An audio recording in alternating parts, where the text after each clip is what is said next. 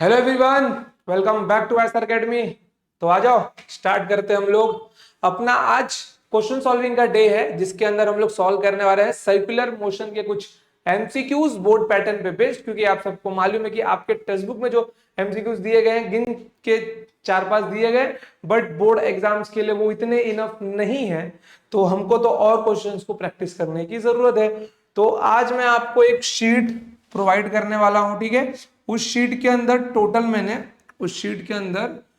मैंने 50 क्वेश्चन रखे हैं, जिसमें से 24 क्वेश्चन आपके सर्कुलर मोशन के हैं और 26 क्वेश्चन आपके रोटेशनल डायनामिक्स के हैं। ठीक है बच्चों, तो आज हमारी पूरी कोशिश रहेगी कि हम इन 24 क्वेश्चंस को सॉल्व कर लें और उसके बाद में देखेंगे अगले वीडियो में 26 क्वेश्चंस को भी निपटा देंगे। बट इन 26 क्वेश्चन के ऊपर जाने से पहले हमारे जितने टॉपिक्स बाकी है, जैसे कि हमने रोटेशनल में अब तक थ्योरम ऑफ पैरेलल एक्सिस पढ़ लिया है, उसके बाद थ्योरम ऑफ परपेंडिकुलर एक्सिस बाकी है, फिर रोलिंग मोशन बाकी है और छोटे मोटे 4-5 डेरिवेशन बाकी है और कंजर्वेशन ऑफ मोमेंटम बाकी है। ठीक है, तो ये सारे टॉपिक्स हमको पढ़ने हैं। तो जो जो भी अपने टॉपिक्स रोटेशनल डायनामिक्स में बाकी है वो हम लोग जल्दी से कंप्लीट उसको कर लेंगे। फिर उसके बाद में इन 26 क्वेश्चंस पे जाएंगे और मैंने आपके लिए 25 ब्रांडेड न्यूमेरिकल्स निकाल के रखे हैं। कितने? 25 ब्रांडेड न्यूमेरिकल्स। में दूसरा रंग लेता हूं जरा, मे भी ब्लू पे दिखाई दे। ठीक है, 25 क्वेश्चंस मैंने निकाल के रखे हैं। 25 क्वेश्चन आपके लिए ये हो गए। फिर उसके बाद में बोर्ड्स के पीवाईक्यूज भूलना मत बच्चों, मैं यहाँ पर आपको बोर्ड्स के पीवाईक्यूज भी करवाऊंगा। केवल एक बार आपका चैप्टर निपटने दो, तो बोर्ड्स के जितने पीवाईक्यूज है सब हम लोग एक ही दिन में निपटा देंगे। सारे के सारे क्वेश्चन एक ही दिन में निपटा देंगे बोर्ड्स के पीवाईक्यू वाले। ठीक है, फिर उसके बाद में टेक्स्ट बुक के 20 क्वेश्चन, जिसमें से 9 सॉल्व है और 11 अनसॉल्व है। ये 20 और 25 टोटल आपके बन जाएंगे 45 क्वेश्चंस। कितने बन जाएंगे? टोटल 45 क्वेश्चंस बन जाएंगे, प्लस बोर्ड्स के पीवाईक्यूज। मतलब अप्रोक्स आप लोग कम से कम 60 से 70 सिर्फ न्यूमेरिकल्स करने वाले हो, which is more than enough for your board exams. और यहाँ पे कुछ एमसीक्यूज करने वाले हो जो कि हद से ज्यादा इजी है बच्चों। तो जो हद से ज्यादा है आपके लिए, केवल इतना ही करना है आपको। ठीक है, केवल इतना ही करना है आपको। ठीक है बच्चों, तो आ जाओ, चलते हम लोग स्टार्ट करते हैं इसके ऊपर। चलो क्वेश्चन नंबर 1 देखो आप लोग। सबसे पहले क्वेश्चन नंबर 1 क्या दिया गया है, थोड़ा सा मैं क्वेश्चन नीचे कर लूं क्योंकि अपना जो टाइमर है वो उसके ऊपर आ रहा है। ठीक है, फ्रेम में दिख रहा है क्या? हाँ, फ्रेम में दिख रहा है। चलो क्वेश्चन नंबर 1 देखो क्या दिया हुआ है। इन 10 minutes the angular displacement of the minute hand of a wrist watch. ठीक है, 10 मिनट में मेरे थीटा की वैल्यू क्या होती है? इसका सिंबॉलिक फॉर्म क्या है बच्चों? थीटा है ना, तो वो थीटा की वैल्यू पूछ रहा है रेडियंस में। ठीक है, देखो अब ये होता है मेरा क्लॉक। ठीक है, ये होता है अपना क्लॉक होता है ये। ठीक है, ये अपना क्लॉक होता है।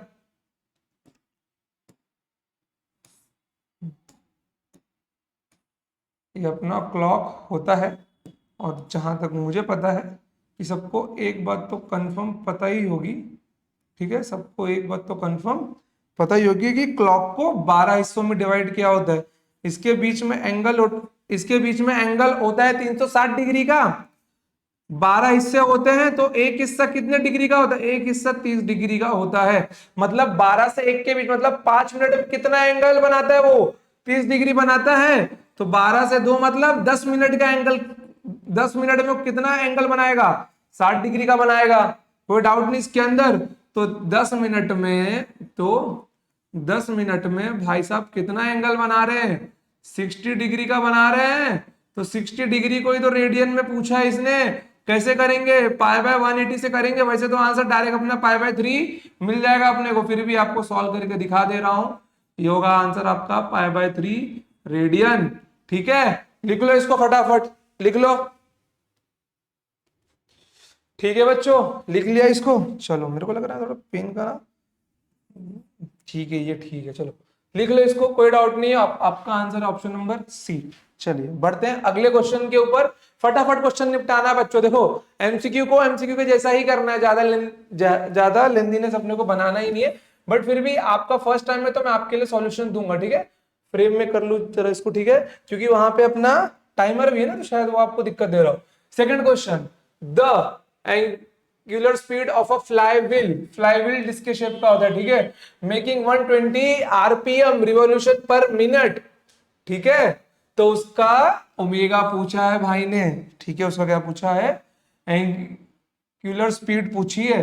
चलो कोई नहीं, ओमेगा का फॉर्मूला क्या होता है मेरा, 2πn होता है, ठीक है, एन की वैल्यू दी हुई है, कितनी दी हुई है, 120 आरपीएम दिया हुआ है। आरपीएम को आरपीएस में कैसे कन्वर्ट करते हैं मैंने बताया आपको, डिवाइडेड बाय 60, क्या करना है, डिवाइडेड बाय 60 करना है, तो 120 डिवाइडेड बाय 60 आरपीएस कितना मिल जाएगा, यहाँ पर 2 आरपीएस मिल जाएगा, बस 2 उठा के यहाँ पे रख दो भाई, क्योंकि रेडियन पर सेकंड में है ना, तो मिनट को सेकंड में कन्वर्ट करना अपने लिए जरूरी था, तो यहाँ पे 2 मिल जाएगा, आंसर कितना आ जाएगा, 4 पाई रेडियन पर सेकेंड। बहुत सिंपल सवाल था, चिंदी क्वेश्चन एकदम, ठीक है, कितना मिल जाएगा मेरे को आंसर, 4 पाई रेडियन पर सेकंड, फ्रेम में प्रॉपर दिखाई भी दे रहा है अपने को। चलो बढ़ते हैं अगले क्वेश्चन के ऊपर, लिखना हो तो वीडियो को पॉज मार लेना, ठीक है बच्चों। चलो इस क्वेश्चन को शिफ्ट करो थोड़ा, चलो क्वेश्चन पढ़ो। To stimulate the acceleration of large rockets, astronauts are spoon at the end of a long rotating beam of radius 9.8 metre, ठीक है भैया, बीम का रेडियस कितना दिया गया है, radius of beam of radius, ठीक है, at the long rotating beam of radius 9.8 metre. चलो डेटा लिख लो यहां पर, रेडियस कितना दिया हुआ है, 9.8 मीटर दिया हुआ है, ठीक है, फिर क्या पूछा है भाई साहब ने, एंगुलर वेलोसिटी पूछी है, ठीक है, angular velocity required to generate centripetal acceleration, ध्यान से देखना, सेंट्रीपिटल एक्सेलरेशन बोला है, अपने पास एक्सेलरेशन में दो टाइप होते हैं, सेंट्रीपिटल और टेंजेंशियल। सेंट्रीपिटल भाई साहब का फॉर्मूला होता है v²/r, वही टेंजेंशियल का फॉर्मूला होता है, क्या होता है बताओ, AT equals to R alpha होता है, ठीक है, तो ये कितना दिया हुआ है, 8 times the acceleration due to gravity दिया हुआ है, ठीक है, चलो चलो चलो फटाफट चलो करते हैं, अभी ओमेगा पूछा गया है और यहाँ पे क्या दिया गया है, centripetal acceleration equals to 8 times acceleration due to gravity दिया गया है। अब इसी गिवन का हमको यूज करके ओमेगा निकालना है। देखो सबसे पहली बात, सबसे मुश्किल काम का तो बच्चों मालूम है कि न्यूमेरिकल को अप्रोच कैसे किया जाए, बच्चे ये समझ नहीं पाते, न्यूमेरिकल को अप्रोच कैसे किया जाए बच्चे समझ नहीं पाते। देखो सबसे पहली बात अपने से पूछा क्या गया है, अपने से पूछा गया है ओमेगा की वैल्यू। अब मैं आज आपको अप्रोच करने का एक अच्छा सा रास्ता बताता हूं, हालांकि बहुतों का बहुत सारे रास्ते रहते हैं, बट अगर ओमेगा पूछा गया है तो ओमेगा के कौन कौन से फॉर्मूलाज जो आप जानते हैं वो लिख लो यहाँ पे। सबसे पहले बेसिक वाला 2π/t होता है, दूसरा 2πn होता है, तीसरा v equals to r, omega एक v/r होता है, ठीक है। मेरे पास ये 3 फॉर्मूला है, एक 2π/t, एक 2πn और एक v/r। अब एक बात बताओ, यहाँ पे टाइम पीरियड की बात की है कहीं इसने, यहाँ पे कहीं टाइम पीरियड की बात की नहीं की है, तो ये वाला फॉर्मूला तो मैं कतई यूज नहीं करने वाला, आगे वाले यूज हो, बट अभी बेसिक मेरे माइंड में ये चमकेगा ही नहीं। दूसरी बात, फ्रीक्वेंसी का ही बात की है भाई साहब ने, भाई जब टाइम पीरियड नहीं होगा तो फ्रीक्वेंसी कहां से आएगा, क्योंकि 1/t तो मेरा n होता है, ठीक है, ये दोनों नहीं आ गए। अब बचा मेरा v/r, कि v/r में भैया रेडियस तो दिया हुआ है, अब मुझे इसी का प्रयोग करके अपना ओमेगा निकालना है, तो ओमेगा यहां पर क्या मिल गया मेरे को, ओमेगा मेरा मिल गया v/r। अब रेडियस गिवन है, v गिवन नहीं है मेरे पास, तो v को मैं निकालूंगा। अब सेंट्रीपिटल एक्सेलरेशन मेरे पास एक दिख रहा है हिंट, तो इसको मैं क्या लिख सकता हूं भैया, ये तो अपना होता है v²/r और ये है अपना 8g, और भैया क्या मैं इसको g मीटर, चलो g मीटर काहे लिखूं यार, कोई दिक्कत नहीं है, v² कितना मिल जाएगा अपने को, 8 इंटू जी की वैल्यू 9.8 भैया, और ये भी कितना मिलेगा अपने को 9.8 मिलेगा, ठीक है। आप लोग अच्छे से लिखना, मैं अगर इतने में निपटा रहा हूं तो आप लोग अच्छे से लिखना, ठीक है। यहां पे कितना मिल जाएगा, 8 इंटू 9.8 का होल स्क्वायर, 8 इंटू 9.8 का होल स्क्वायर, और ये आपका v², v की वैल्यू कितनी मिल जाएगी आपको, v equals to √8 into 9.8, √8 into 9.8 put कीजिए यहां पर ओमेगा इक्वल्स टू v की वैल्यू कितनी है, v की वैल्यू है √8 इंटू 9.8 डिवाइडेड बाय 9.8 कैंसिल, तो √8 कितना मिल जाएगा आपको 2√2 मिल जाएगा रेडियन पर सेकेंड। अब किसी बच्चे को ये डाउट तो नहीं है ना कि गुरुजी कि आपने √8 को 2√2 क्यों लिखा, भैया ये डाउट मत पूछ लेना, बहुत बेसिक है, दिल दुखता है अपना, ठीक है। जब बच्चे हमसे ये डाउट पूछते हैं ना कि मास्टर बताइए कि 8 को √8 को 2√2 क्यों लिखा, मन करता है उसको बहुत लतिया है हम लोग, ठीक है। बट आप लोग मत पूछना, पूछ भी लिए तो भैया √8 में 8 को हम लोग 4 × 2 लिख सकते हैं, 4 बाहर आता है टपक के तो 2√2 बन जाता है, ठीक है। लिख लो इसको, आंसर है अपना ऑप्शन नंबर बी। चलो लिख लो, फटाफट लिख लो इसको, देरी नहीं करनी, लिख लो।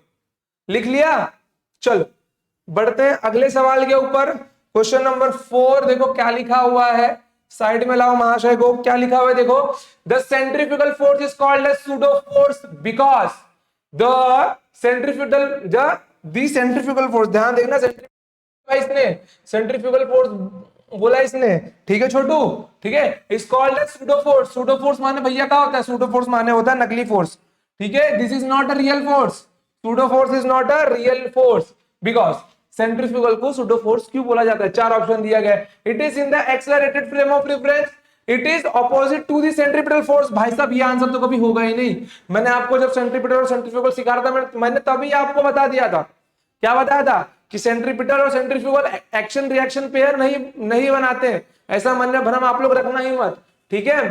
फिर उसके बाद it obeys Newton laws of motion, इसके ऊपर सोचना पड़ेगा अपने को क्योंकि इसके अंदर बहुत बच्चों को डाउट आया होगा। It effect is not observe, चलो खत्म बात, ऑप्शन डी भी नहीं होगा, कौन बोला ऑब्जर्व नहीं होता भाई, फील किया जाता है सेंट्रीफ्यूगल फोर्स को, ठीक है।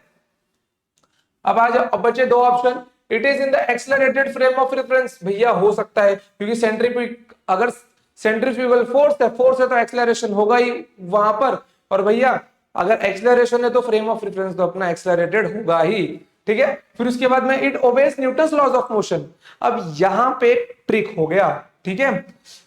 सेंट्रीपिटल फोर्स तीनों न्यूटन्स लॉज ऑफ मोशन को ओबे करता है, बट ये नहीं करता है ना, centrifugal force laws of motion को ओबे नहीं करता है, वो भी कौन से थर्ड लॉ ऑफ मोशन को ये ओबे नहीं करता है। नोट में डाल के लिख लो कि it does not obey the Newton's third law of motion, ठीक है। इसके लिए ये आंसर नहीं होगा, आंसर क्या होगा, ऑप्शन नंबर ए होगा, it is in the accelerated frame of reference.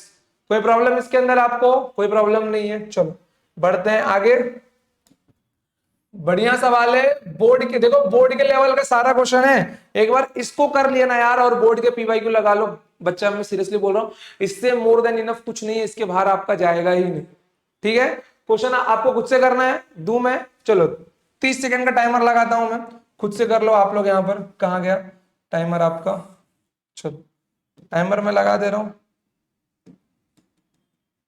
30 second का, ठीक है। चलो 30 सेकंड का टाइमर है, खुद से करो, चलो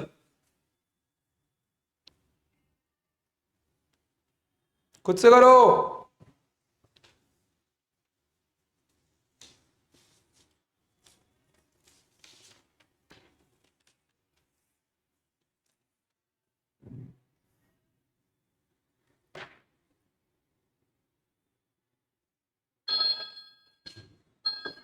हो गया, चलो यार 30 सेकंड तो जल्दी से बीत गया। बालक देखो क्या लिखा हुआ है, the particles moves with constant angular velocity in a circular path of certain radius and is acted upon bye a certain force F if the angular velocity is doubled, omega को डबल करने की बात कर रहा है भाई ये, keeping the radius same, और रेडियस को सेम रखने की बात कर रहा है, the new force will be, चलो देखो इसका आंसर क्या मिल जाएगा भाई साहब ने पहले क्या बोला है कि एक पार्टिकल कांस्टेंट एंगुलर स्पीड से सर्कुलर पाथ में रोटेट कर रहा है with certain radius R is acted upon a certain force F, चलो उसके पास एक फोर्स एफ है, ठीक है।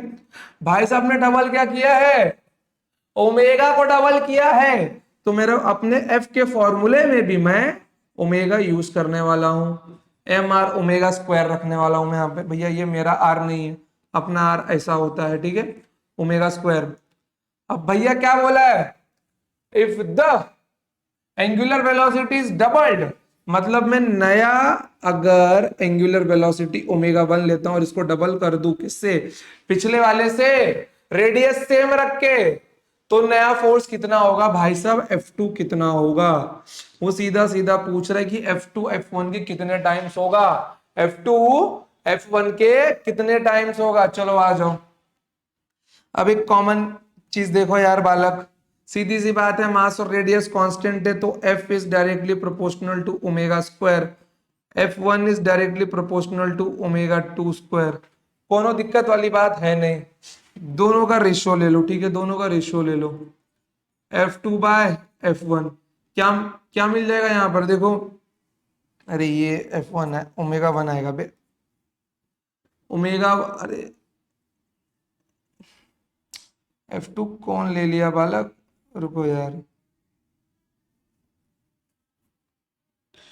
ये ओमेगा 1 आएगा, ये मिल जाएगा F1 by F equals to omega 1 square upon omega square. Omega 1 की वैल्यू क्या है, 2 टाइम्स ओमेगा है, तो 2 omega whole square divided by omega square, कितना बन जाएगा ये, 4 ओमेगा स्क्वायर बन जाएगा F1 बाय F। अब भाई साहब सीधी सीधी सी बात है कि 4 ओमेगा स्क्वायर और अपॉन ओमेगा स्क्वायर है तो दोनों कैंसिल होंगे, F1 का मान कितना मिल जाएगा अपने को, F1 इक्वल्स टू 4F मिल जाएगा। और अपने को ऑप्शन में दिख भी रहा है, क्या दिख रहा है, ऑप्शन नंबर बी, यही इसका परम सत्य है, ठीक है, लिख लो, चलो लिख लो फटाफट, बढ़ते हैं हम लोग आगे, चलो बढ़ा जाए आगे अगले क्वेश्चन पे। चलो क्वेश्चन नंबर 6वां आ जाओ, ये भी बड़ा बढ़िया सवाल है, ठीक है, खुद से ट्राई करना, वीडियो पॉज करके, दरख्वास्त है आपसे, खुद से ट्राई करते हो तो आपको आपकी बुद्धि का आकलन भी मिल जाएगा कि आपका लेवल कितना है, ठीक है, खुद से ट्राई कर लो एक बार। आ जाओ, क्या लिखा हुआ है, when the angular velocity of a uniformly rotating body becomes 3 times its original value, the resultant of force applied to it increases by 60 Newton. Find the acceleration of the body in the two cases. Find the acceleration of the body in the two cases. The mass of the body m is 3 kg। चलो अब आ जाओ, अब एक बात करते हैं हम लोग, ठीक है, देखो इस क्वेश्चन के हिंट को समझो, यूनिफॉर्मली रोटेटिंग बॉडी, क्या बोल रहे भैया, यूनिफॉर्मली रोटेटिंग बॉडी। चलो अब देखो, यूनिफॉर्मली रोटेटिंग बॉडी का मतलब क्या होता है, उसका v कांस्टेंट है। अगर भाई साहब का v कांस्टेंट है तो एक्सेलरेशन में हमने दो चीजें देखी थी, क्या देखी थी, tangential acceleration and centripetal acceleration. भाई अगर v कांस्टेंट है तो इन दोनों में से कांस्टेंट क्या होगा, टेंजेंशियल एक्सेलरेशन कांस्टेंट होगा, क्योंकि टेंजेंशियल एक्सेलरेशन का काम क्या होता है, v को चेंज करना, टेंजेंशियल एक्सेलरेशन का काम क्या होता है, v को चेंज करना। लेकिन भैया v तो अपना कांस्टेंट है, तो टेंजेंशियल वाली की यहाँ पे बात ही नहीं होगी। बचा क्या अपने पास, बचा क्या अपने पास, अपने पास बच गया अब सेंट्रीपिटल एक्सेलरेशन।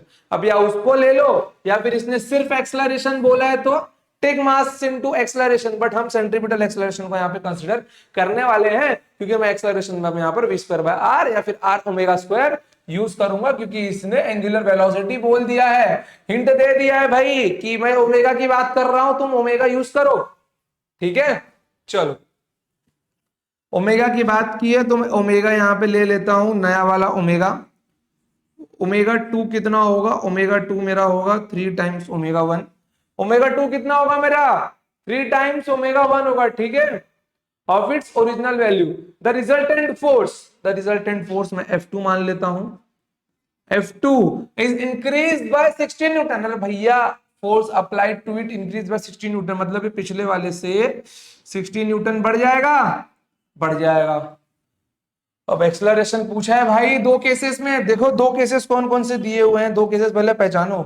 पहले वाला केस दिया हुआ है कि जब ओमेगा की वैल्यू 3 टाइम्स होगी पहले वाले के, तब के टाइम पे एक्सेलरेशन बताओ, और रिजल्टेंट फोर्स जब 60 न्यूटन से बड़ा होगा तब के टाइम का बताओ एक्सेलरेशन कितना होगा। ठीक है, तो दो केसेस मिल गए हैं भाई साहब, एक तो ये हो गया अपना केस 1 और एक ये हो गया अपना केस 2। अब रही बात कि मैं किसको यूज करूं, ओमेगा 2 इक्वल टू 3 ओमेगा 1, भाई ये तो केवल वैल्यू दिया हुआ है, इसका मैं कुछ यूज कर नहीं सकता। क्या ही मैं इसका क्या ही यूज कर सकता हूँ, टाइम पीरियड का रेशियो निकाल सकता हूँ, फ्रीक्वेंसी का रेशियो निकाल सकता हूँ, वी बाय आर, वी दिया नहीं है, आर दिया नहीं है, कुछ नहीं कर सकता क्योंकि v तो कांस्टेंट है और r भी कांस्टेंट है, तो लेके मतलब नहीं है। चलो हम सेकंड वाले के पास ही जाते हैं भाई साहब, मैं सेकंड वाले को यूज करने जा रहा हूं, मैं सेकंड वाले को यूज करने जा रहा हूं। ठीक है,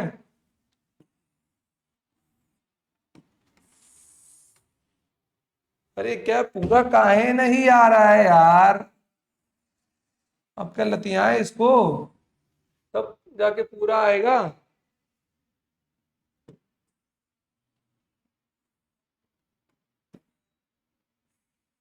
पूरा आ गया, चलो, बहुत बेकार है ये हो गया यार, पूरा आता जाता है नहीं। चलो अब देखो यहां पर, इसको मैं क्या लिख सकता हूं, F2 minus F1 equals to 60 Newton. F2 को क्या लिख सकता हूं मैं, मास कांस्टेंट है भैया, रेडियस की बात नहीं की है तो कांस्टेंट ही रखना, केवल ओमेगा चेंज हुआ है अपना, तो M R omega 2 square minus M R omega 1 square equal to 60 newton. ठीक है, कोनो तकलीफ आपको, अरे होनी भी नहीं चाहिए, एम सर सिखा रहे हैं आपको। ठीक है, ये कितना मिल जाएगा, ओमेगा 2 कितना है, 3 ओमेगा 1 का whole square minus M R omega 1 square. अभी मैं इतना धीरे धीरे एक एक स्टेप दिखा रहा हूं, लेकिन बहुत दिन तक नहीं दिखाऊंगा, क्योंकि आप लोग तेजी सीखो, तेजी उतारो अपने जीवन में। तो ये कितना बन जाएगा, 9 M R omega 1 square minus M R omega 1 square equal to 60। भाई साहब यहाँ कितना मिल जाएगा, कितना मिल जाएगा यहाँ पर, यहां मिल जाएगा मेरे को 8 M R omega 1 square equals to 60।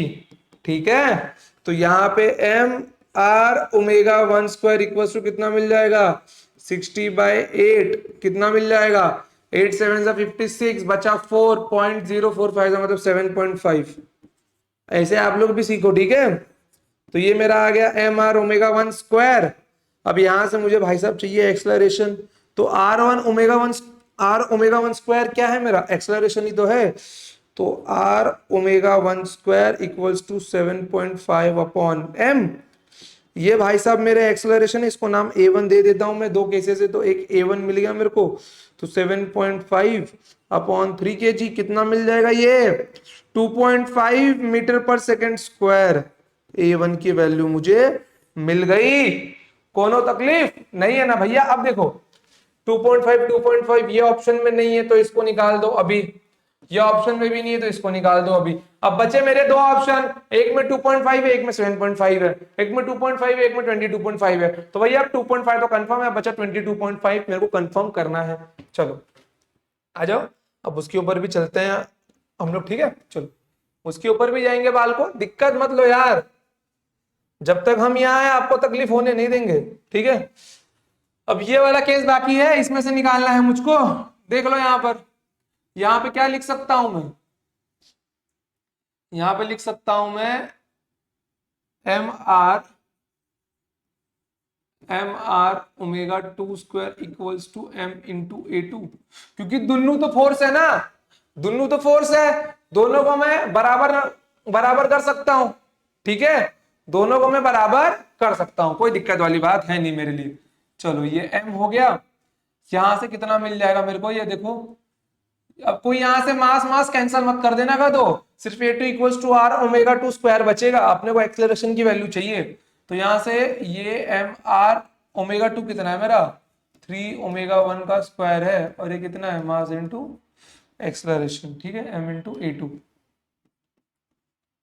A to है, ये मिल जाएगा 9 M R omega 1 square equals to M into A2। अब देखो मेरे प्यारे प्यारे बच्चों, यहां पे M R one omega square की वैल्यू हमने निकाली है, तो should I put here? Why not, I can and I will. 9 into 7.5 पहुंच जाएगा नीचे m, तो भैया ई कितना मिल जाएगा? ई एम का मिल जाएगा A2। तो A2 की वैल्यू क्या मिल गई मेरे को? 9 इंटू 7.5 अपॉन 3 kg, ये मिल जाएगा 2.5। ठीक है, 2.5 मिल जाएगा ना। तो 25 9 225, एक पॉइंट की बात है तो 22.5 मीटर पर सेकेंड स्क्वायर। आंसर होगा ऑप्शन नंबर डी, और यही इसका परम सत्य है। यही इसका परम सत्य है कि ऑप्शन नंबर डी मेरा क्या होगा? ऑप्शन नंबर डी मेरा उत्तर होगा। ठीक है बच्चों, चलो दिया आपको 1 मिनट, लिख लो इसको, लिख लो फटाफट। लिख के हुआ? चला, अब बढ़ते हैं आगे अगले क्वेश्चन के ऊपर। चलो, कहाँ है भैया? यहाँ है, चलो देख लो इसको, थोड़ा सेटलमेंट कर दे इसका भी हम लोग। चलो भैया तुम भी नीचे आ जाओ। बड़ा ही सिंपल सवाल है बच्चों, ये क्वेश्चन शायद से मैं अपने सामने तीसरी से चौथी बार देख रहा हूं, क्योंकि हमारे इंस्टीट्यूट में जब बच्चों का टेस्ट हुआ था, 2 टेस्ट लिए जा चुके हैं रोटेशनल के ऊपर। उसके अंदर 2 सेट बनाए जाते हैं, एक टफ वाला एक सिंपल वाला। ठीक है, टफ मतलब एक मॉड, दोनों मीडियम लेवल के रहते हैं। तो ये क्वेश्चन उसके अंदर 3 बार पूछा जा चुका है। ठीक है, क्योंकि 3 बैच के बच्चे पेपर दिए थे ना, और एक आज चौथी बार मेरे सामने आ रहा है। ठीक है, क्योंकि ये बोर्ड का पूछा हुआ PYQ है। ठीक है, देखो यहाँ पर, a circular road of radius 1000 metre. चलो भाई साहब ने रेडियस दिया हुआ है, कितना दिया हुआ है? 1000 मीटर दिया हुआ है। उसके बाद क्या दिया हुआ है? बैंकिंग ऑफ एंगल दिया हुआ है, चलो थीटा दिया हुआ है 45 डिग्री। बैंकिंग ऑफ एंगल मतलब बैंड रोड की बात कर रहा है। Coefficient of friction between tyre and road इस म्यू की वैल्यू दिया हुआ है, 0.5 दिया हुआ है। द मैक्सिमम सेफ स्पीड मतलब V मैक्स की वैल्यू पूछा है of a car having a mass 2000 kg। अब भैया ये मास कंफ्यूज करने के लिए दिया है। मैंने क्या बोला था जब फॉर्मूला हम लोग पढ़े थे? V मैक्स का फॉर्मूला क्या था? V equals to root of RG 10 theta plus mu upon 1 minus mu 10 theta. ये फॉर्मूला मास पे डिपेंड ही नहीं कर रहा है ना, तो ये मास आपको कंफ्यूज करने के लिए दिया हुआ है कि भैया हम मास कहाँ यूज करें, कैसे यूज करें, कहाँ यूज करना है, कहाँ नहीं करना ही नहीं है ना, यूज ही नहीं करना अपने को, कंफ्यूजिंग के लिए दिया हुआ है वो। आ जाओ, वी मैक्स पूछा हुआ है, वी मैक्स लगाते हैं हम लोग। वी मैक्स फॉर्मूला क्या होता है अपना? फॉर्मूला अपना होता है RG 10 थीटा। ठीक है, क्या होता है? 10 theta plus mu divided by 1 minus mu 10 theta root of R की वैल्यू कितनी है? 1000। जी की वैल्यू दिया नहीं है 10 मानो यार, क्या ही जाता है। देखो अपने को आंसर MCQ कर रहे हैं ना, प्रॉपर आंसर नहीं चाहिए। We can go approximation, we can go by approximation. तो यहां पे ये कितना मिल जाएगा? देखो 10 थीटा 1045 1 प्लस 0.5 आपके लिए लिख रहा हूं मैंने, तो मैं डायरेक्ट सीधा माइंड में कैलकुलेशन करता। ठीक है, चलो 1 माइनस म्यू, 1 माइनस म्यू की वैल्यू कितनी है? 0.5 और इसकी वैल्यू 1 भैया, तो 1 लिखने की जरूरत नहीं है, सीधा समझ जाया करो यार, कुछ बातें नहीं तो लिख दो, तुम्हारी तो गधे हो ना तुम लोग। चलो ये आपका बन जाएगा 10 की पावर 4, ये बन जाएगा 1.5, नीचे आ जाएगा अपना आपका 0.5 मतलब 1/2। ठीक है, कौन दिक्कत है? नहीं है ना आप सबको? चलो यहां पे कितना मिल जाएगा? देखो 1/2, ये 2 ऊपर जाएगा तो 3 बनाएगा, 3 इंटू 10 की पावर 4। अब भैया रूट ले लो यार, रूट ले लो, रूट 3 इंटू 10 की पावर 2 बाहर आएगा। अब देखो, हालांकि नॉर्मली एक एवरेज बच्चा जानता है कि रूट 1 की रूट 2 की वैल्यू क्या होती है, 3 की क्या होती है, 5 की होती है, 7 की क्या होती है। बट अगर आपको नहीं पता, मान लो नहीं पता, तो AM सर ने तो आपको ट्रिक बताया हुआ है। AM सर ने तो आपको ट्रिक बताया हुआ है। क्या बताया हुआ है? Root of x plus y equals to root x plus minus y upon 2 root x का फॉर्मूला किसी भी अनपरफेक्ट नंबर का स्क्वायर निकालने का। अगर आपने मेरा अनसॉल्व न्यूमेरिकल वाला दोनों वीडियो देखा हुआ तो मैंने शायद में भी किसी एक वीडियो में, मेरे को याद नहीं, मेरे शायद सेकंड वीडियो है, मैंने ये किसी भी अनपरफेक्ट नंबर का स्क्वायर रूट कैसे निकाला जाता है मैंने वो ट्रिक बताई हुई है। तो भाई साहब इसकी मैं साइड में ही कर लेता हूं कैलकुलेशन। ये बन जाएगा 4 माइनस 1, यहां आ जाएगा रूट 4 माइनस 1 अपॉन 2 रूट 4। अगर नहीं देखी है तो नीचे प्लेलिस्ट का लिंक पड़ा हुआ है, जाओ और यार देख लो, पूरे के पूरे सॉल्व न्यूमेरिकल करवाएं, एक से एक अच्छे तरीके से समझाया है, जैसा आपकी किताब में भी नहीं है। ठीक है, चलो ये बन जाएगा 2 माइनस 1/2 इंटू 2। 2 माइनस 1/4, 1/4 होता है 0.25। तो आंसर आपका अप्रोक्सीमेशन ये 1.75 के आसपास आएगा। किसका आंसर? √3 का आंसर। चलो तो ये आपको अप्रोक्सीमेशन मिल जाएगा 1.75 इंटू 10 का स्क्वायर। कितना आ गया? 175 मीटर पर सेकेंड। अरे भैया √3 हमने अप्रोक्सीमेशन तो लिया यार, तो मतलब आंसर लगभग मेरा 175 के आसपास आएगा। और उसके आसपास में यही एक महाशय हमको दिख रहे हैं। If you will take 9.8 here, if you will take 9.8 here, you will get the answer, you will get the answer, I know that you will get. ठीक है, चलो लिख लो इसको आप लोग, फटाफट लिख लो।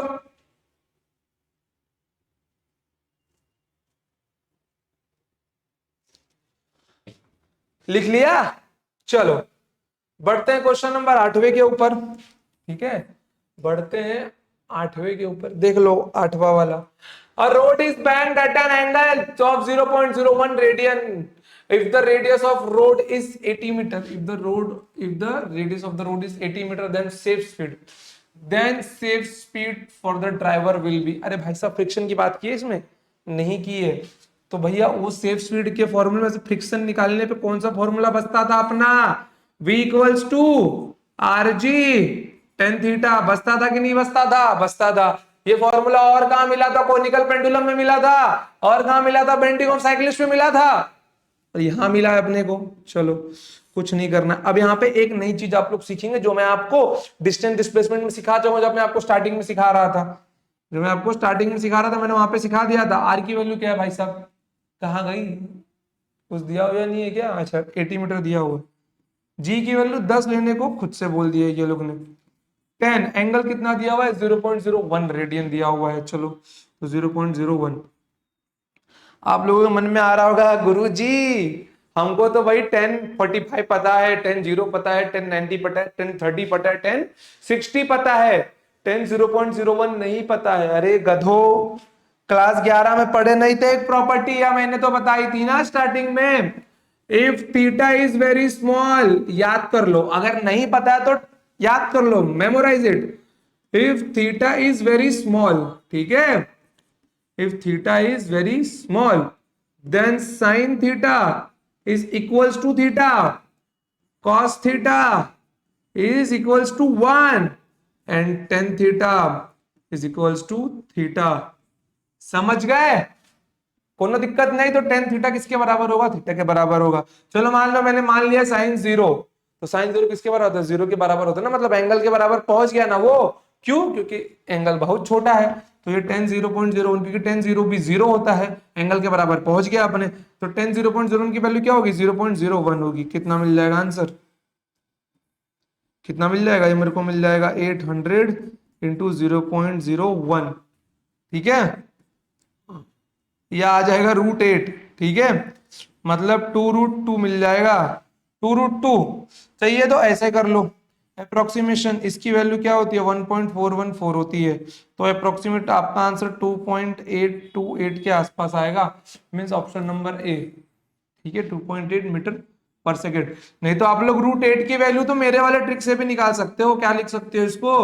√9 - 1 लिख सकते हो, मतलब √9 - 1 अपॉन, ठीक है, 2/√9। तो 3 - 1/2 इंटू 3 कितना मिल जाएगा? 3 - 1/6। यहाँ पे कितना मिल जाएगा? 18 - 1 17/6। डिवाइड कर लो यहाँ पे आप लोग इसको, कितना मिल जाएगा? 6 दूनी 12। ठीक है, कितना बच रहा है? 5 बच रहा है वहां पर। पॉइंट दे दो। ठीक है, 50 हुआ, 6 8 48, 2.8 तो यहाँ भी मिल गया आपने को। ऐसे करो या ऐसे करो, कोनो दिक्कत नहीं है। लिख लो इसको फटाफट, लिख लो, लिख लो। लिख लिए? चलो देखो, आ जाओ भैया। देखो स्टार मार्क किया हुआ है। स्टार मार्क का मतलब होता है कि आपका टेक्सुअल सवाल है। टेक्सुअल सवाल एमसीक्यू नंबर 1 टेक्स्ट बुक का, रोटेशनल डायनामिक्स का। क्या सवाल है? When seen from below. नीचे से देखो, किसको देखो? Blade of ceiling fan. अरे भैया सीलिंग फैन के पंखे को नीचे से देखो। Are seen to be revolving in anti clockwise. देखो अभी अपने पंखे को देखो, दिख रहा है कि नहीं दिख रहा है, एंटी क्लॉकवाइज में घूमता हुआ, ठीक है। एंड देयर स्पीड्स डिक्रीजिंग, और इसकी स्पीड क्या हो रही है, घट रही है। मतलब भैया तुमने क्या किया, एक तो पंखा बंद किया है, कंफर्म है, बटन बंद कर दिया है। Select correct statement about the direction of its angular velocity and the angular acceleration. देखो सीधी सी बात है, ऑप्शन पढ़ने की अपने को जरूरत नहीं है, मैंने आपको बताया हुआ है, मैंने आपको ये चीज सिखाया हुआ है, ठीक है। क्या सिखाया मैंने, कि अगर स्पीड घट रही होगी, अगर स्पीड क्या होगी, घट रही होगी, तो दो केसेस पॉसिबल है। सबसे पहला केस कि ओमेगा और अल्फा का डायरेक्शन एक तो सेम नहीं होगा। अगर ओमेगा मेरा ऊपर है, ठीक है, अगर सीधी बनी कि नहीं बनी बे, सीधी बन जा, चल बन जा। अगर ओमेगा मेरा ऊपर है तो अल्फा नीचे होगा, या फिर ओमेगा नीचे है तो अल्फा ऊपर होगा, कोनो दिक्कत नहीं। बट क्या होगा देखो, एंगुलर वेलोसिटी अपवर्ड्स, क्योंकि ये एंटी क्लॉकवाइज बोल रहा है ना भाई साहब, तो इसको अपवर्ड्स रहना ही पड़ेगा किसी भी कीमत पे। एंड एंगुलर एक्सेलरेशन डाउनवर्ड, में बाकी ऑप्शन के पास जाऊंगा नहीं, यही मेरा आंसर है, क्योंकि बोल रहा है ओमेगा ऊपर की ओर है, अल्फा नीचे की ओर है। भाई साहब बोल रहे हैं ना, भाई साहब बोल रहे हैं अपने, ये भाई साहब बोल रहे हैं कि ओमेगा ऊपर की ओर है, अल्फा नीचे की ओर है। तो भैया एंटी क्लॉकवाइज में ओमेगा हमेशा ऊपर की ओर होगा, एंगुलर वेलोसिटी डाउनवर्ड, अरे एंटी क्लॉकवाइज में कब से नीचे जाने लगा ये। फिर क्या बोल रहा है, both angular velocity and angular acceleration upwards. अरे भैया दोनों साथ में रहेंगे तो स्पीड बढ़ेगी घटेगी थोड़ी। And both are downwards, downwards रहेंगे तो भी स्पीड घटने नहीं वाली इसकी, ठीक है। चलो तो बढ़ते हैं आगे, क्वेश्चन नंबर 10वां। चलिए बढ़िया सवाल है, आ जाओ यहां पर, ठीक है। चलो देखो, find the length of a simple pendulum whose time period is same as that of the conical pendulum of length l and angle theta with vertical.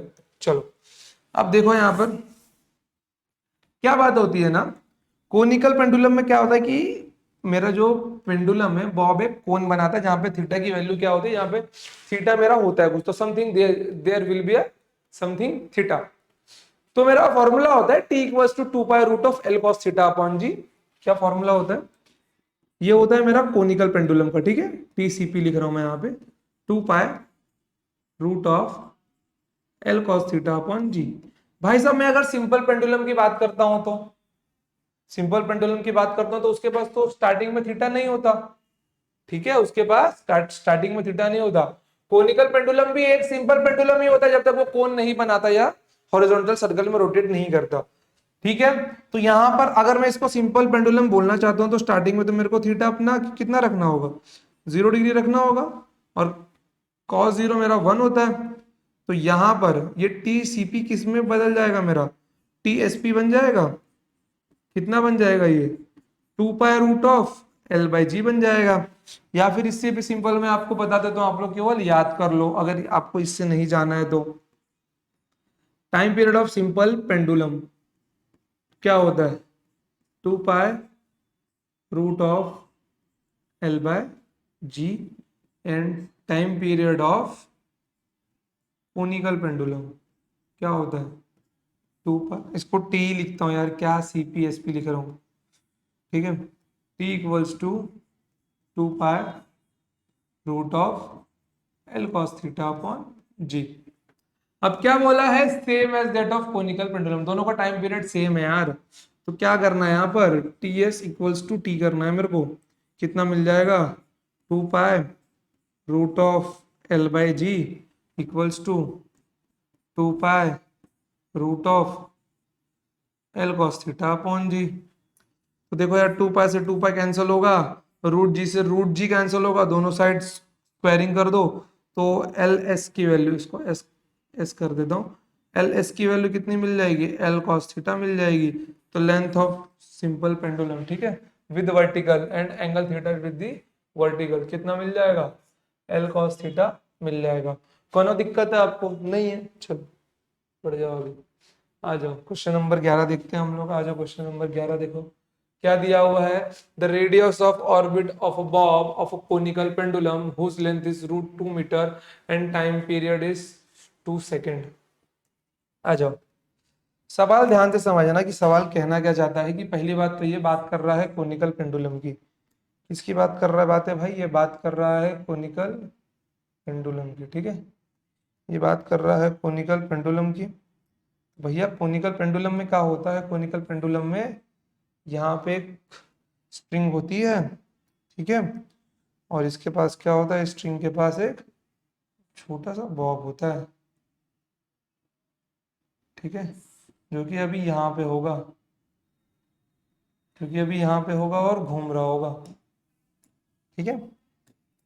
चलो, जो कि यहाँ पे होगा और अभी घूम रहा होगा, और ये भाई साहब भी घूम घूम के एक रेडियस बना रहे होंगे सर्कल का।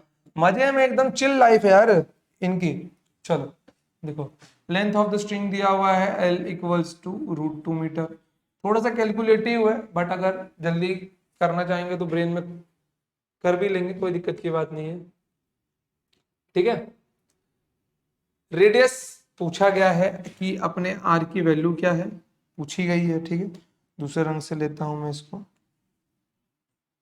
आर की वैल्यू पूछी गई है और टाइम पीरियड दिया हुआ है 2 सेकेंड। चलो देखो, अप्रोच क्या रखना है, आप सबको मालूम है कोनिकल पेंडुलम में ये एच होता है, यहाँ पे महाशय थीटा बनता है। रेडियस इस एंगल के साथ में मैं अगर देखना चाहूँ तो भैया यहाँ पे एक ट्राइंगल के अलावा केवल टाइम पीरियड दिया हुआ है, तो मेरी अप्रोच होनी क्या चाहिए, मेरी अप्रोच होनी चाहिए कि टाइम पीरियड में मैं क्या कर सकता हूँ यार। टाइम पीरियड में फॉर्मूला होता है 2π√L cos थीटा अपॉन जी। 2π तो कांस्टेंट है, जी की वैल्यू है मेरे पास, टाइम पीरियड भी है, तो वहां से मुझे L cos थीटा मिल जाएगा, जहां पे मेरा L गिवन है। चलो, एक तो वो मेरे दिमाग में चमका मेरे को। दूसरा चीज दूसरा चीज मुझको क्या दिख रहा है भैया, इस ट्रायंगल में से अगर मुझे R निकालना है तो इस ट्रायंगल में से मुझे क्या लगाना होगा, साइन थीटा लगाना होगा। वो क्या बन जाएगा, R/L बन जाएगा, वो R/L बन जाएगा ना। तो R की वैल्यू क्या आएगी मेरी, R की वैल्यू आएगी L sin थीटा। तो भैया L तो मेरे पास है, sin थीटा मेरे पास नहीं है, बट मैंने अभी यहां देखा कि मुझे यहां से cos थीटा मिलेगा। भैया जब cos थीटा मिल जाएगा तो क्या मैं sin थीटा नहीं निकाल सकता, आराम से निकाल सकता हूं। अगर कोई परफेक्ट एंगल का वैल्यू मिल गया तो एंगल झटके में मिल जाएगा, नहीं मिला तो भैया हम sin cos theta plus cos cos theta upon equals to 1 की वैल्यू लगाएंगे, या फिर अगर रेशियो में मिलता है तो ऊपर वाले को एडजेसेंट, नीचे वाले को हाइपोटेनस मान के नई वैल्यू निकाल लेंगे। कॉमन सी बात है। अपने पास अप्रोच बहुत सारे हैं। ये मेरा फॉर्मूला बन गया कि मुझे इसके अंदर वैल्यू पुट करके आंसर निकालना है, तो यहां से मैं थीटा निकाल लेता हूं, P equals to 2π√L cos theta upon G. और भैया जी यहाँ पे 9.8 मतलब 10 ले लो, कोई दिक्कत की बात नहीं है, ठीक है। नहीं तो अगर 10 भी नहीं लोगे ना, मैं आपको बता दे रहा हूँ कि यहाँ पे पाई स्क्वायर ले लो, ठीक है, पाई स्क्वायर ले लो, कोई दिक्कत की बात नहीं है। न्यूमेरिकल जल्दी सॉल्व होगा, और वहां पे पाई स्क्वायर होना चाहिए था 9.8 की जगह पर। तो कितना मिल जाएगा, 2π मिल जाएगा। अरे 2π क्या होगा, दोनों साइड स्क्वायरिंग कर दो यार। स्क्वायरिंग करके यहाँ पे ये टी स्क्वायर मिल जाएगा, ये 4π स्क्वायर मिल जाएगा, ये L cos थीटा अपॉन जी मिल जाएगा। तो यहाँ से L cos थीटा की वैल्यू क्या मिल जाएगी मुझे, L cos थीटा की वैल्यू मिल जाएगी GT स्क्वायर अपॉन 4π स्क्वायर मिल जाएगी। कोनो दिक्कत वाली बात नहीं है यार, जी की वैल्यू अभी मैंने आपको पाई स्क्वायर दी है। चल काटो बे, काट इसको, काट तू भी काट इसको। टी स्क्वायर की वैल्यू कितनी है, टी स्क्वायर कितना है मेरा भैया, 2 स्क्वायर है ना, 2 स्क्वायर अपॉन 4। काट इसको, काट इसको भी। L cos थीटा की वैल्यू 1 आ गई, तो cos थीटा कितना मिल गया मेरे को, cos थीटा मिलेगा मेरे को 1/L। 1/L कितना है मेरा यहाँ पर, ये 1/√2 है, तो वहां से थीटा कितना मिल गया मेरे को, 45 डिग्री मिल गया। थीटा अपना 45 डिग्री मिल गया, तो पुट कर यहाँ पे, अब भी पुट करो L sin थीटा, L की वैल्यू √2, साइन 45 कितना होता है मेरा, साइन 45, साइन 45 1/√2, √2 कैंसल भाई साहब, √2 कैंसल, आंसर मेरा आ गया 1 मीटर। रेडियस कितना आ गया मेरा, 1 मीटर। समझे, समझे कि नहीं समझे, समझना पड़ेगा। कैसे नहीं समझोगे बे, कैसे नहीं समझोगे, समझो। बुक लेके बैठो, बोलोगे मेरे को कैसे नहीं समझेगा, कैसे नहीं समझेगा, मेरे को समझा है, मेरे बच्चों को समझा, तो तुमको भी समझेगा। चलो अगला क्वेश्चन। चलो बहुत ही वीआईपी सवाल है यार, बहुत ही वीआईपी सवाल है।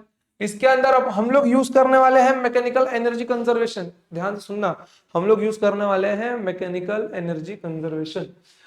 The minimum horizontal velocity that must be imparted, मैंने वो दिया है, किसको दिया है, स्मॉल बॉब को दिया है, and that is suspended bye string, ठीक है, स्ट्रिंग से सस्पेंडेड है वो, ऑफ लेंथ L। मतलब मैंने जब एक स्मॉल बॉब को एक हॉरिजॉन्टल वेलोसिटी दी, कम से कम वेलोसिटी दी, तो वो आगे गया, कुछ लेंथ L तक गया। such that it reaches the height of suspension is, such that it reaches the height of suspension is। ठीक है, तो इसने पूछा क्या, इसने पूछा है अपने से मिनिमम हॉरिजॉन्टल वेलोसिटी की वैल्यू कितनी है। ठीक है, मिनिमम हॉरिजॉन्टल वेलोसिटी की वैल्यू कितनी है, खुद से ट्राई करना है आपको, खुद से ट्राई करना है। चलो कर लो आप लोग खुद से ट्राई, एक बार दिया आपको 1 मिनट का टाइम मैंने दिया, चलो हो गया। अरे वीडियो पॉज कर लिया करो यार, पूरा 1 मिनट थोड़ी दूंगा मैं आपको। चलो आ जाओ।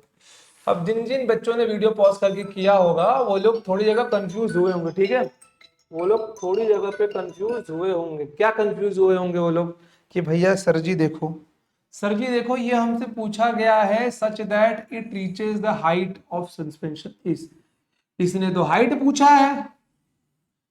बेसिक बेसिक जो बच्चा हिंदी मीडियम से गया होगा उसको तो यही लग रहा होगा ना कि भाई ये तो हाइट पूछा गया है। कंफ्यूजन न्यूमेरिकल्स में यही आता है कि हमको पूछा क्या गया है। ठीक है, बट देखो ये आपको रूट जीएल दिया गया है, क्या दिया गया, रूट जीएल दिया गया है, 2√GL दिया गया है यहाँ पर। अगर आप लोग इसका यूनिट निकालोगे तो ये आपको कितना मिल जाएगा, बताओ कितना मिल जाएगा आपको, ये आपको आएगा वेलोसिटी के बराबर।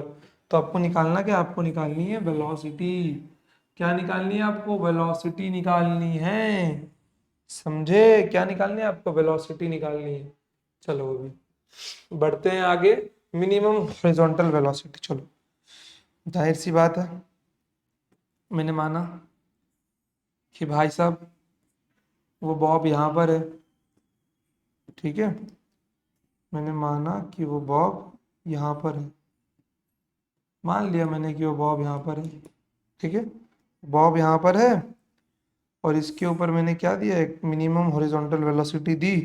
तो भाई साहब ये उड़ के कहाँ पहुंच गए, ये उड़ के, अबे यार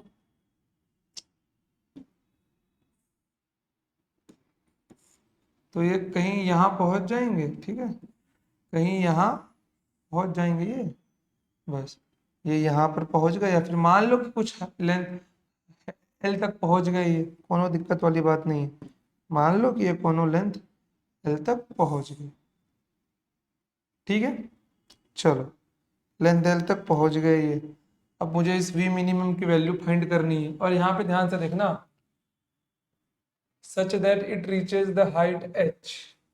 ठीक है, क्वेश्चन में ना कुछ तो इट जस्ट, ठीक है, यहां पे क्वेश्चन में रहना चाहिए था it just to reaches the height h. It just का मतलब क्या है कि वो उस हाइट तक पहुंचा फिर रिटर्न आ गया। ठीक है, चलो तो यहाँ पे आप लोग खुद से उसको ऐड कर लो। अगर आप लोग देखना चाहो तो इसके पास क्या होगा, v इनिशियल होगा, इसके पास v फाइनल होगा। ठीक है, इसके पास पोटेंशियल एनर्जी कितनी होगी v इनिशियल पॉइंट पे, इसके पास 0 होगी। इसके पास half M V initial, v initial का स्क्वायर होगा, कुछ तो होगा। इसका v फाइनल कितना होगा, 0 होगा। बट इसके पास पोटेंशियल एनर्जी होगी, कितनी होगी, mgl होगी, क्योंकि ये लेंथ l तक गया है। किसने बताया है, ये इसी ने तो बताया है। या फिर चलो मैं आपको इसका प्रॉपर डायग्राम ही निकाल के दे देता हूँ ना, वैसे तो ये भी तो प्रॉपर डायग्राम है, ये भी तो प्रॉपर डायग्राम है कि किसी लेंथ l तक गया है यहाँ सर। देखो ना कितना दूर है, ऐसे गया ये हाइट कितना है, लेंथ एल है बस। अब लगा दो इसके ऊपर मैकेनिकल एनर्जी कंजर्वेशन, कोनो दिक्कत वाली बात नहीं है। क्या मिल जाएगा, by mechanical energy conservation total energy at initial point. ठीक है, total energy at initial point is equals to total energy at final point. कितना मिल जाएगा ये, हेलो, ठीक है, वो बीच बीच में ना वॉइस देखना पड़ता है। ठीक है, देखो यहाँ पर कितना मिल गया ये, potential energy at initial point plus kinetic energy at initial point equals to potential energy at final point plus kinetic energy at final point. कितना मिल जाएगा ये तो 0 होगा, plus half m v1 square, v initial ले लो यार। ठीक है, और ये कितना होगा मेरा MGL होगा और ये वहां से 0 होंगे, क्योंकि जस्ट टू रीड लिख दो यार, just to reach it that such that it just to reaches the height. ठीक है, यहाँ पे देखो m से m क्या हो जाएगा, कैंसिल होगा, तो v इनिशियल की वैल्यू क्या मिल जाएगी, √2gl। कितनी मिल जाएगी, √2gl मिल जाएगी।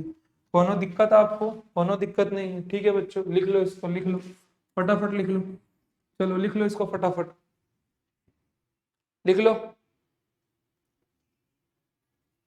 हो गया।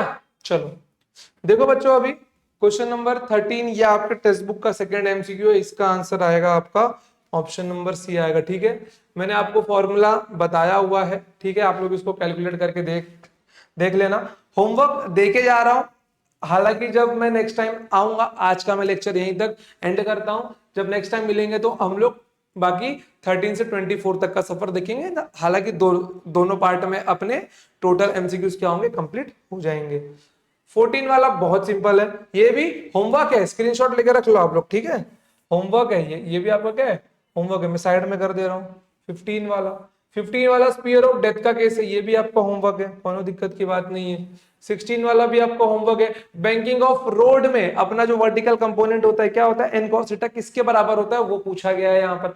भैया इसका आंसर आएगा mg plus mu sine theta, क्योंकि वो क्या होता है, mg नीचे होता है f साइन थीटा, f की जगह पे म्यू एन लिखा हुआ है। बहुत सिंपल सा सवाल है, ऑप्शन नंबर सी है इसका आंसर। ठीक है, ये भी बहुत सिंपल सा सवाल है, बस थोड़ा सा ट्रिकी सवाल है। 17 वाला हम लोग फटाक से कर लेंगे। ठीक है, चलो ये आपका क्वेश्चन नंबर 18 है। ठीक है, क्वेश्चन नंबर 18 है, क्या दिया हुआ है, बहुत सिंपल सवाल है। चलो ये भी सिंपल है, ये मैंने आपको बीसीएम में फॉर्मूला बताया हुआ था, ये उससे होगा। ठीक है, चलो आज अब देखो क्वेश्चन नंबर 19।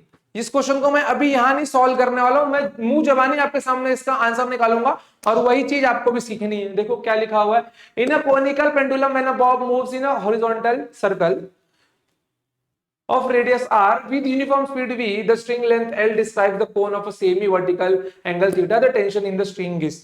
जाहिर सी बात है, जब मैं अपना क्या पढ़ता हूं, देखो मैं मुंह से बोल के आंसर निकालूंगा, मैं लिखने वाला नहीं हूं। जब मैं कोनिकल पेंडुलम पढ़ रहा था तो मुझे टेंशन को, मैंने स्ट्रिंग के टेंशन को रिजॉल्व किया हुआ था, थीटा यहां पे बना था वर्टिकल में। ठीक है, तो टी कॉस थीटा ऊपर गया था, mg नीचे गया था, टी साइन थीटा यहाँ पे गया था, यहाँ पे गया था mr ओमेगा स्क्वायर।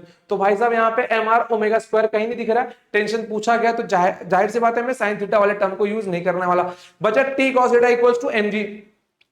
अब t cos theta equals to mg है, तो t बराबर क्या होगा, mg अपॉन cos थीटा होगा। ठीक है, चलो mg अपॉन cos थीटा, अब mg सब में रखा हुआ है, कोई दिक्कत की बात नहीं है। चलो अब हालांकि मेरा mg आएगा ऊपर, mg ऊपर आएगा तो ऑप्शन नंबर बी मेरा वैसे ही रॉन्ग हो गया। ठीक है, अब उसके बाद हिंट क्या दिख रहा है, h square minus L square. भैया जब आपको याद है राइट एंगल ट्राइंगल बनता है एच आर और एल, एल क्या होता है मेरा, ड्यू